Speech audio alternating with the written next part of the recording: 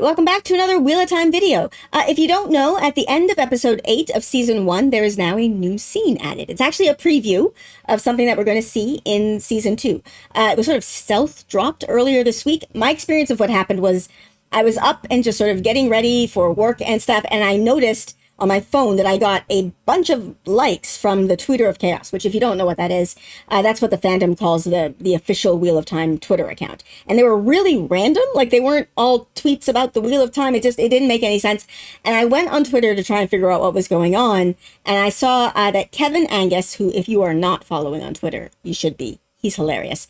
But he noted that everybody was getting 8 likes. Like, it wasn't just me. A bunch of people were getting 8 likes from the Tweeter of Chaos, and that was a clue. And it was pointing us all towards episode 8, and that's where the secret scene was. And I watched it. I did a reaction. I guess I'll link to that in the description below.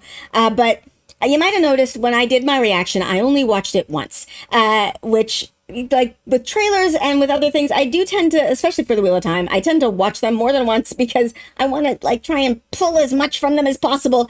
But I only watched it once because I had to go to work. Like, I watched it, I posted it, and then I ran out the door because I had to go to work. So I didn't get to go into it as in depth. Also, like, even when I was watching it, I was just sort of overwhelmed by what I was seeing. But I also like knew I had to leave really as quickly as possible. So my thoughts weren't as in depth as possible as I would like them to be. So that's what this video is going to be. I'm just going to go through scene by scene and give you my thoughts, everything that I have thought in the times that I've rewatched it and whatnot. And spoilers. I don't think I'm gonna go past. Well, I'll say book 4, The Shadow Rising of the Wheel of Time. If I do, I'll come back and edit this, I guess.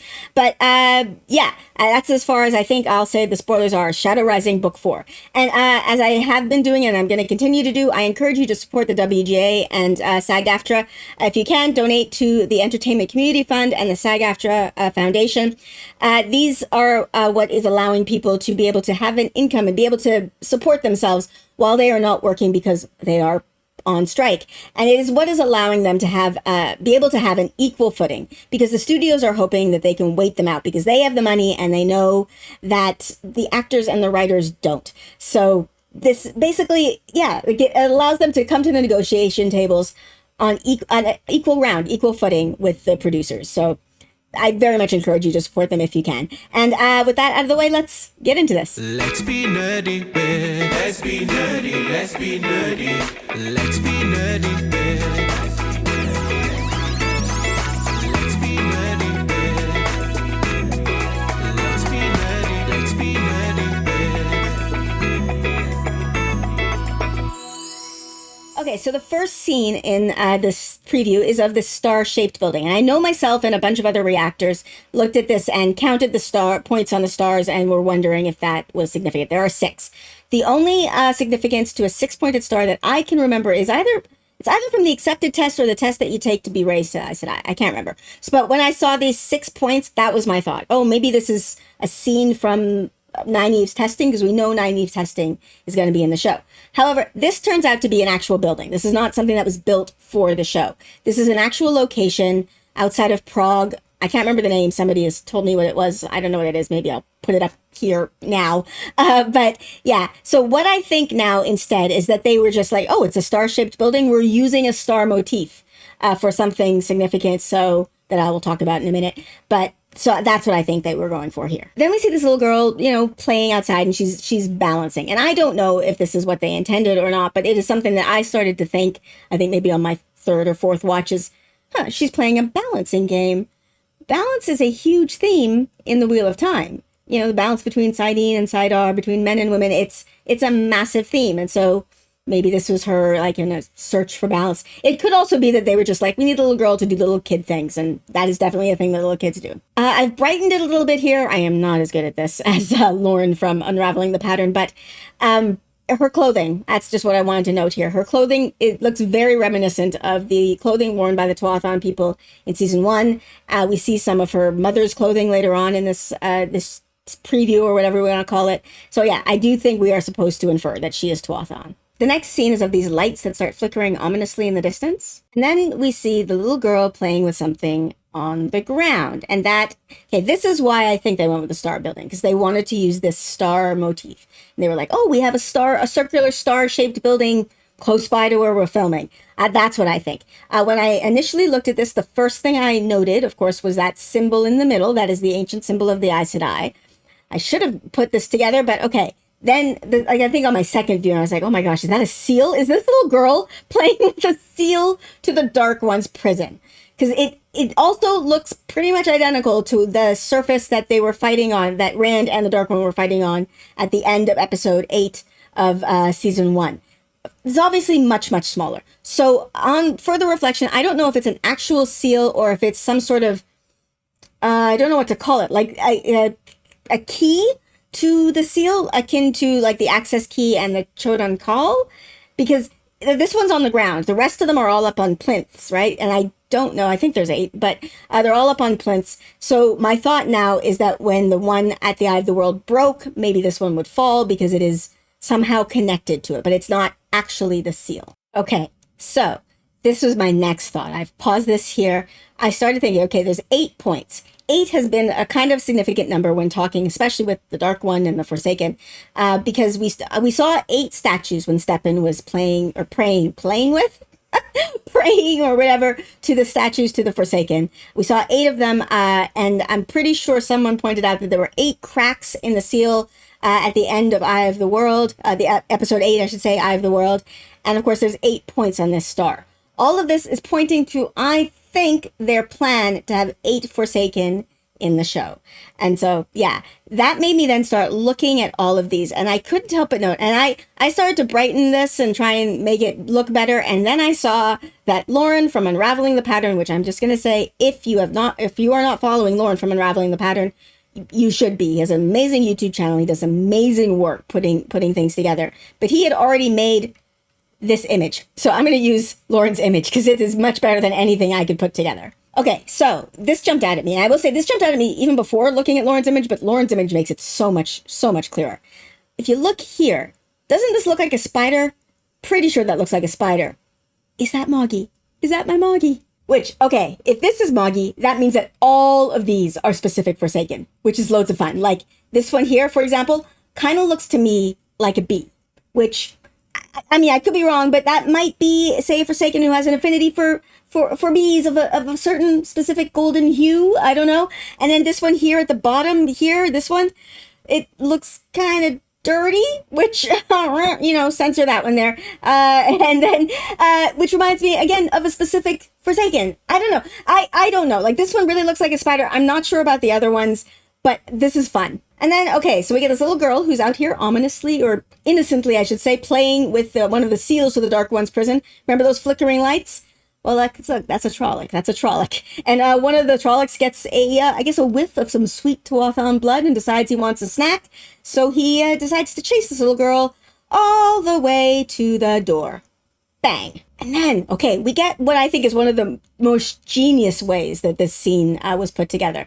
The little girl goes under the table, and we see her looking around and basically observing like what she can see from under the table. We've got this person with long nails, and let's see what else does she sees. Somebody's got a ring, and it's just the things that she is noting here under the table is very, very reminiscent of what we see with Bors in the prologue to The Great Hunt, the way he is pulling out details. I just think that this was a really, really cool way of doing this, because we can't be in a character's head noting them pulling out details, but this is the perspective of a child gives us the ability to notice those details. It would be very difficult to do that with, I think, an adult and not have it come across as almost cartoonish, like them, sneaking looks at this, whereas children innocently do look at stuff like this. So I think this was a really, really clever way to give us the details that Bors noticed without allowing us to be in Bors's head. So, okay, let's actually go through what she does notice. Now, first of all, we see her go under the table, and we've got this person here, the Dark One, or what the subtitles call the Man. He's here, and the person to his direct, I guess it would be his left, is wearing very, very colorful like it's a very specific patterned dress or skirts there. And then the person on their left is wearing, I think, white robes. There appear to be two people around this table in white. To be clear, I actually don't know. I'm pretty sure at least one of those people in white cloaks must be a white cloak. And one of those people in white cloaks must be a white cloak. I didn't mean that. But like I do, like I think one of them is, but I don't know if both, we're supposed to infer that both of them are. As far as the person in the colorful dress, I have no idea. This is not a pattern that I recognize. And yeah, the girl turns around here and we see that person is white. They're a little bit closer. And then these robes, which I think we get a closer look at later. So I'll look at them a bit when we see them again. And then we get this person who I'm pretty sure is supposed to be Surath. The outfit is not exactly the same as we see in the trailer, but the colors are and the length of the nails is. And I don't know. I think it's supposed to be her. If not, it is definitely, obviously, like, there's no doubt that this is a Shanshan person at this meeting. Okay, and then we've got this here black azure ring. Now, first of all, is it actually black? Because, okay, if it's black, then what are the black azure doing? Like, I'm sorry, but having black stones in your ring where your ring denotes your azure, that defeats the whole purpose of being a secret society. Don't do that. But I'm giving advice to the Black Aja. Whatever. Anyway, the other possibility is that it's just lighting. It could just be, her hand is under the table. We saw that scene in episode 1 where Leandra made a fist and her ring kind of turned black in a nice subtle hint to things. But it could just be lighting, right? Or maybe they get a second ring. Maybe they all walk around with 2 rings, which also feels dangerous because anybody could find a black ring and then you're outed, and that's bad. Again, very bad strategy. The other possibility is that there's a weave on it. That's a possibility that I've heard some people postulating, that there's a weave that allows it to change in certain circumstances. And the implications of that would mean that the Black Aja have an ability to hide weaves, which is not something that the rest of the Aes Sedai know how to do. That is the Black Aja knowing how to do something that no one else does, and is alarming. That is alarming. The other thought I had is just the ostentation on this woman. She's wearing gloves. I'm assuming it's a woman because, Aes Sedai ring. But she's wearing gloves to hide any identifying features, maybe her skin color or whatever. And then she puts an Aes Sedai ring on top of the gloves. There are a limited amount of Aes Sedai. Like, you could, much better to hide your identity by not doing that. But like, no, everybody has to know what that is a level of ostentation. Now, I know the real reason that's for us, right? That's for the viewers so that we know what's going on. But I still want to think if this is like a person who's just like, no, everybody must know, like whatever. Also, like, it's just ridiculous. If you have a ring that's big enough to go over gloves, that means it's too big when you're not wearing gloves. The other thing I noticed, and I have to thank Pez for this, okay, I should also say, I know a lot of people are wondering and wanting me to do a costume breakdown with Pez. Pez works in the industry. There's a strike going on, so we're going to have to wait for that. I know, I've talked with Pez, and we will wait when the strikes are settled and everything, we can do that. But because of having talked with Pez already about this, when we did the murder boarding of the Aes Sedai, I noticed this. Look at her dress. Look at the pattern on the dress of this woman. Now, I'm pretty sure, I could be wrong, but I'm pretty sure that's a sequin pattern, and it looks like, especially when she moves her thumb there, it looks like it is paisley. If it's paisley, paisley is Tyr, which means this woman is not Liandrin. Liandrin is not from Tyr. At least she's not in the books. So, thoughts? Okay, so these robes, I remember they kind of baffled me. I couldn't figure it out when I was watching this teaser initially. I'm pretty sure it's Shinar. The sigil of Shinar is a hawk. I think it's supposed to be like a swooping black hawk. And that's what that looks like to me. And so I'm pretty sure this is our dear friend Ingtar. And then the little girl walks up to this person and says, Mum. And again, I'm just pointing it out. Those look like Tuathon clothes to me. Now, there is dialogue in this scene. So in this scene, Ishamael is speaking and he's talking about Randall Thor. And he's saying, there is one in the world who was and who will be, but is not yet the dragon, Randall Thor. And this is all sort of happening in the background. It's interesting to me. I wonder how many first-time viewers, like who are just watching this quickly, will note all of this, because we are very much in this little girl's perspective, right? So it's happening, like she's not paying attention to the words that are being spoken. So I think the only thing that most people will pick up on is that Randall Thor. That's the only thing that they will hear. But hopefully saying Randolph's name is enough to perk people's ears up to listen to the rest of what I said. Because the next thing that's said, a woman's voice is heard saying, "Oh, are we to kill him?" And then we hear the man say, "No, maybe he can be turned to my use in this age or the next, like he can serve me." That phrasing, "in this age or another," it struck me because it reminded me, like it just pulled to mind the memory of Swan telling Moraine, "We will have enough time one day to spend with each other in this life or in the next." This man saying, "in this age or in the next, at some point he will serve me." It very much evoked that same sort of longing feeling. The little girl then, as I mentioned, goes up to her mother, and the man comes down and he gets the little girl's attention saying, "We're in the middle of a meeting." And he is so friendly and endearing here. Like even the language he uses, the way he comes down like this to talk to her, it's I don't know what to, it's very alarming how endearing he is in this moment. And then he comes down and look how welcoming and comforting he is. He realizes that she's scared. He susses out why. He's got this level of empathy. He looks so comforting and warm, and he just gently beckons her to him. And then we get this scene that we saw in the trailer of him walking with this little girl around this round table. And I just wanted to highlight this round table because here we can see everyone. Of course, they all have their faces covered except for the man heading up the meeting. But we can see there's the person in the colorful robes. There's somebody wearing white gloves over there. And then if you look, the person that a lot of us assumed would be Padan Fain, and we do see Padan Fain here, he's the only one who moves. Everyone, I've slowed this down 50% here, but the person at the opposite end, so it's this is the man in the very opposite end of the table, that's Padan Fain. Everybody else is frozen solid, and Padan Fain leans forward. This is another scene again where there is dialogue happening. He says, "A lot of people call me a monster. They call me these unflattering names." And then he starts to list the names that they call him, including the father of lies, the betrayer of hope. I, again, wonder how many people are going to put this together. He also says that people call him the Forsaken. Are they going to put together that, because this is giving it away, this is not the Dark One. He purported to be the Dark One. Everybody thought he was the Dark One. He is Ishamael, because that is what Stepan called. Stepan said that Ishamael is the father of lies. So in the fandom, we often call him Ishi. So that is Ishi. We all know this. He then goes on to say that, if they, you know why they call us. They call the chosen, all of these horrible things. If they called us what we really were, no one would be afraid.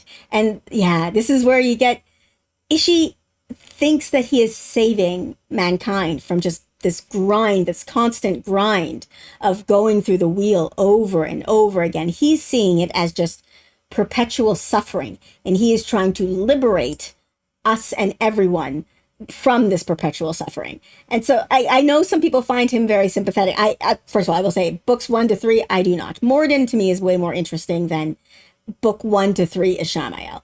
Even though they are the same soul and they want the same thing, just Morden's vibe comes across more what this person's vibe is coming across to me as. Just like, I think I have the answer to existence, which is to not exist anymore.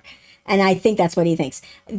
Obviously, I disagree with Ishi's goals, largely because even if he thought that his goal was to end suffering, the fact that he has no problem inflicting suffering while on the road to ending suffering, to me, it shows some flaws in his thinking. We then get this scene of Padan Fain taking off his hood. There's obviously a person there beside him in white gloves, and look at that look on his face. Padan Fain, that grin that he gives to this girl, he looks completely unhinged. Now, I will say one of the thoughts that I had with this, because Padan Fain wasn't at this meeting that we are aware of from the Great Hunt, the Darkfriend Social. If Padan Fain is acting like just a regular dark friend, I wonder what the show is going to do with him. Because obviously, those of us who know, Padan Fain is something else, right? Like in the books, he's definitely bad, but he is something else. Padan Fain has a beef with the Dark One. He really does. The Dark One has done things to him, and he hates the Dark One. He also hates the light. Like, Padan Fain just hates everything. But here he is in a Dark Friend meeting, talking with one of the Forsaken, and apparently like in good spirits, although somewhat unhinged spirits. So I don't have any answers to this question that I'm asking, to be honest. I am curious to know how the show is going to use Padan Fain, if they're going to use him in that way, like have him be something different from the regular evil that is the basically the forces of the dark, or if they are just going to have him be just a regular member of the Darkfriends, but a high level, like some sort of extra, not special because he's different, but special because he's just more evil than the rest. And then this man that we now know is Ishi takes her outside, and he begins to ask some very, very interesting questions, like, how do you prove that what you do is or is not evil, and is not good or bad or right or wrong? How? And then this is the part that actually kind of floored me, because he tells her, yeah, look at this trollic, look at this trollic. It's part man, part animal. It's so hard to be something between. And this is something that actually doesn't really get talked about all that much in the books. We know that the trollics are, that's what they are. They are part man, part beast. They were created by one of the Forsaken.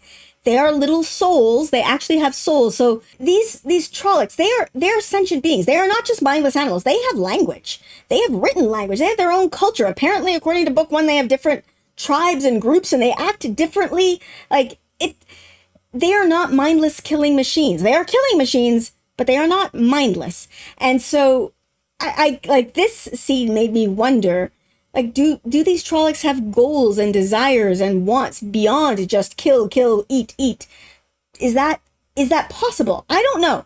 But I do, like, they have a human soul. Even if it is warped and twisted against their will, there is a human soul inside each and every one of these trollics. And weirdly, well, I shouldn't say I've never thought about it before. I have, but not as in depth as this scene made me suddenly think. And then Ishi asks the most most terrifying question. It's like, what if he isn't evil? What if he isn't wrong? What if he's just hungry? And yeah, I and this little girl, and apparently every other reactor, was like, are you about to feed this child to a trollic after you've been also... No! I don't want to watch... No! I don't want to watch that! But don't worry, he doesn't feed her to the trollic. What he does instead is he gets down on her level, which I got to tell you, as somebody who works with children, and like, I've done training on working with children and whatnot, this is the second time he does this in this trailer. And I made me go, okay, Ishi, have you had training on working with kids? Because he gets down on her level, which is a thing. Like, it might seem like common sense for some people, but it's not. I've had to explain this to parents. I've had to explain this to other teachers and childhood educators that I've worked with. When a child is experiencing a lot of stress, one of the best ways to calm them down is to get down on their level so they can look you in the eye without looking up. Children spend their whole life looking up. Everything is bigger than them. So in moments of anxiety and stress, when you get down on their level, it helps calm them. It helps them. It makes the world seem a little bit more manageable to them, because someone is now their size and is seeing the world from their perspective. And Ishi, he's just so empathetic. I mean, look at that smile. It's just so warm and welcoming and affirming. Like, it is alarming how charming he is. And then he picks her up like a father with a child, and he reaches out and he caresses this trollic's face. And again, in the books, they often refer to trollics as having something called two human eyes. I've never tried to picture it because trollics just sounded gross. But in this, I see it because, like, this trollic has a facial expression. It looks like, especially when Ishi touches it. Oh, but even here, when the little girl touches him, there's this longing, like he's missing something or remembering. And then I started thinking, like, is part of him remembering what it was when he was really human, and he was able to have real connection with people instead of just this constant violence and no actual interaction, no intimacy. Like, look at that. Like, there's just longing in this look. I am sympathizing with a trollic. This is alarming. Also, just going to point out the practical effects. This is glorious. It is disturbing and disgusting. But that is practical effects. Those are hands touching an actual trollic. I mean, not an actual trollic. I know it's pretty, but whatever. They're touching something physical in front of them.